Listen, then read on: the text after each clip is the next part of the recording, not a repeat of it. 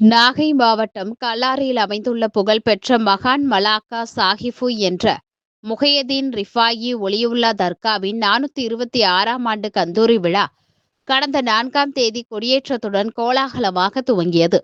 கல்லார் தர்காவின் முக்கிய நிகழ்ச்சியான சந்தனக்கூடு ஊர்வலம் வெகு விமர்சையாக நடைபெற்றது.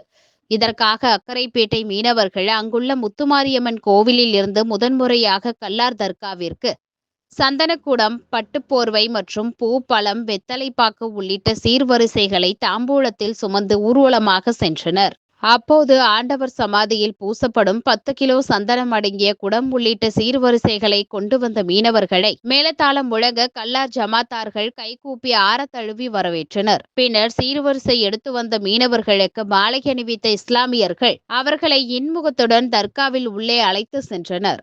அதனைத் தொடர்ந்து கந்தூரி விழாவிற்காக எடுத்து வந்த சீர்வரிசைகளை அக்கரைப்பேட்டை மீனவர்கள் தர்காவில் குவிந்திருந்த கல்லார் இஸ்லாமியர்களிடம் வழங்கினர்.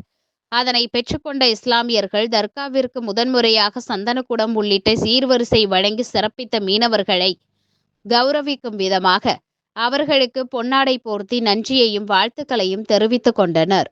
மத நல்லிணக்கத்திற்கு எடுத்துக்காட்டாக கல்லார் கந்தூரி விழாவிற்கு கோவிலில் இருந்து முதன்முறையாக சந்தனக்குடம் உள்ளிட்ட சீர்வரிசைகளை சுமந்து வந்த மீனவர்களுக்கு இஸ்லாமியர்கள் விருந்து அளித்து சந்தனக்கூடு ஊர்வலத்தை கொண்டாடி மகிழ்ந்தனர்.